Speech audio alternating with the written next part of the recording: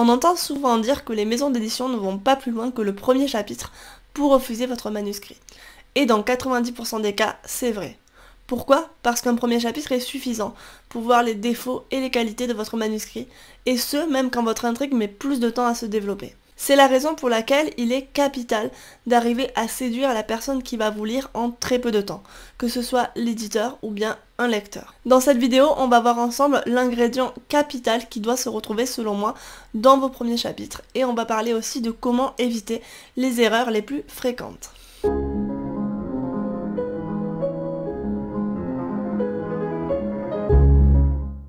Vous êtes très nombreux à être arrivés sur cette chaîne ces dernières semaines et je vous en remercie. Pour ceux qui ne me connaîtraient pas, du coup, je suis Laura Ferré-Rincon, je suis autrice de romans contemporains édités et auto-édités. Et depuis 3 ans, j'accompagne les auteurs sur le chemin de l'écriture et de l'édition à travers des formations et de la bêta-lecture. Sur cette chaîne, je parle écriture et édition, donc si le sujet vous intéresse, n'hésitez pas à vous abonner. Vous commencez à le savoir, dans l'écriture, il n'existe pas de recette miracle et c'est la même chose pour l'écriture des premiers chapitres. Pour autant, il y a un certain nombre d'erreurs qu'il est facile d'éviter et un certain nombre de choses qui sont attendues dans les premiers chapitres. On considère souvent à tort, et c'est même quelque chose que j'ai vu conseiller sur certains sites, qu'un premier chapitre doit présenter votre univers et vos personnages, y compris la vie et le passé de vos personnages. Je pense que c'est le meilleur moyen de noyer le lecteur sous une somme d'informations qui vont l'assommer et auxquelles il ne va rien comprendre. Tout simplement parce que vous, votre univers, il vous paraît clair, il est dans votre esprit, mais pour le lecteur, c'est quelque chose de tout à fait nouveau.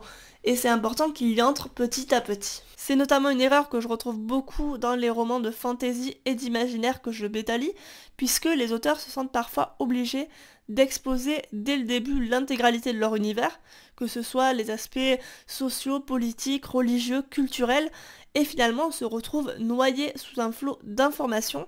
Rappelez-vous que vous aurez tout votre manuscrit pour présenter en détail vos personnages et nous inviter à découvrir l'univers.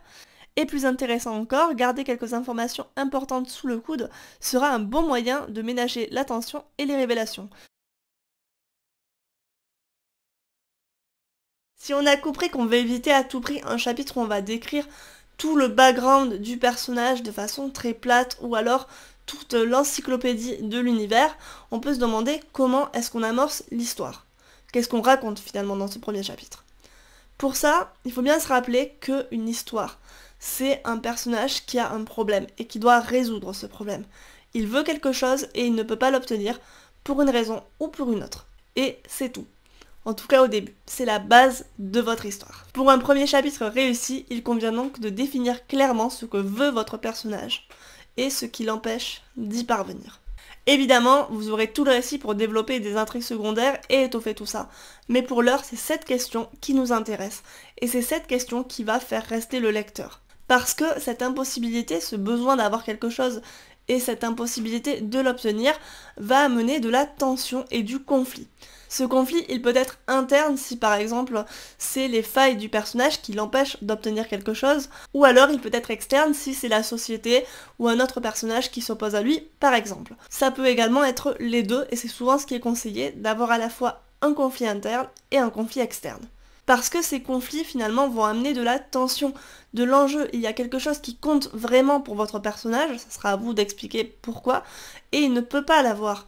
Et le lecteur va se demander s'il va y parvenir et comment il va y parvenir.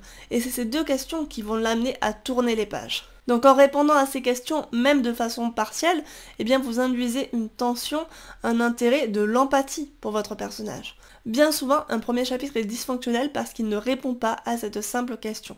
Il nous laisse dans le flou, ou alors il nous présente un personnage en apparence plat et sans intérêt, et un quotidien sans relief, qui n'amène pas d'éléments de surprise et de curiosité. Parce qu'il faut bien se dire une chose, si vous présentez un univers tout à fait ordinaire avec un personnage qui l'est tout autant et qui n'amène aucune question, aucune interrogation, aucune ambivalence, le lecteur il va s'ennuyer. Prenons un exemple, ça sera peut-être un petit peu plus clair. Vous racontez la journée de Jessica, une ado qui se lève en rechonnant parce qu'elle n'a pas envie d'aller en cours. Elle répond au texto de sa meilleure amie, s'habille, se maquille si elle a envie, j'en sais rien, puis prend le bus, va en cours et pendant tout le cours regarde le beau garçon de la classe, s'ennuie en cours de maths et rentre chez elle. Bon, là, vous voyez bien que c'est plat, il se passe pas grand-chose, ça traîne un petit peu la patte, et on ressent pas ni de curiosité, ni de réelle empathie pour le personnage. Par contre, vous pouvez tout à fait reprendre le quotidien de cette fameuse Jessica et amener des petits éléments de surprise et d'interrogation qui vont en dire davantage sur l'histoire et qui vont nous donner envie de savoir la suite. Pour ça, 2 mots-clés, et vous choisirez votre approche, voire même vous combinerez les deux, c'est l'empathie et la surprise. Mettez-lui des bâtons dans les roues à cette pauvre Jessica. Faites-la tomber du lit au réveil, faites-la être en retard en cours. Imaginez que c'est une journée d'examen capital pour elle, par exemple, et qu'elle rate son bus. Du coup, elle rate également son examen, alors qu'on a montré déjà que c'était une élève appliquée et que c'est très important pour elle. Elle va devoir rentrer chez elle et expliquer ça à sa famille, alors qu'elle est déjà en conflit avec eux, et du coup, bam, on a de l'empathie pour le personnage.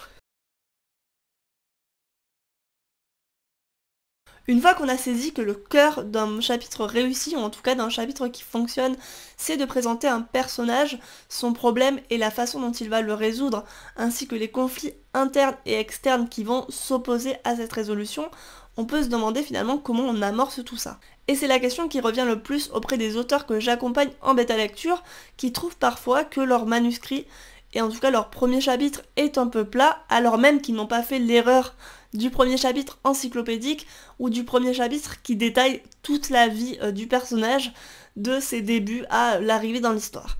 Et bien souvent, c'est qu'ils n'ont pas commencé leur histoire au bon moment. C'est-à-dire qu'ils l'ont commencé généralement trop tôt. Donc si j'ai un dernier conseil, c'est de ne pas vous sentir obligé d'amener une situation initiale, d'amorcer une action. Vous pouvez tout à fait commencer au cœur du récit, au beau milieu d'une action, et prendre le temps ensuite d'expliquer comment est-ce qu'on en est arrivé là. Ça sera même le sujet d'une interrogation pour le lecteur qui va susciter son intérêt de se demander comment le personnage s'est mis dans une telle situation dès le début.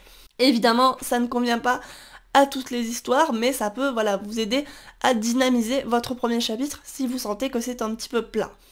En conclusion, écrire un premier chapitre, c'est un peu comme écrire la première ligne de son roman. C'est assez intimidant, c'est compliqué et on ne réussit pas du premier coup. C'est tout à fait normal. Ça va vous demander un certain nombre de réécritures, ça va vous demander de prendre du recul sur votre travail et surtout de lâcher prise et d'admettre que votre premier chapitre, il sera pas parfait du premier coup, qu'il faudra avancer et y revenir ensuite. Laissez-vous du temps, ne vous prenez pas trop la tête parce que vous aurez toute l'étape de la réécriture pour peaufiner tout ça. J'espère que cette vidéo vous a été utile, c'est un sujet assez dense, donc pour rappel, si vous voulez aller plus loin, vous avez toujours ma prestation Réussir son premier chapitre qui est disponible, je vous mets toutes les infos en description, et je vous souhaite une très bonne semaine, écrivez bien, et à bientôt.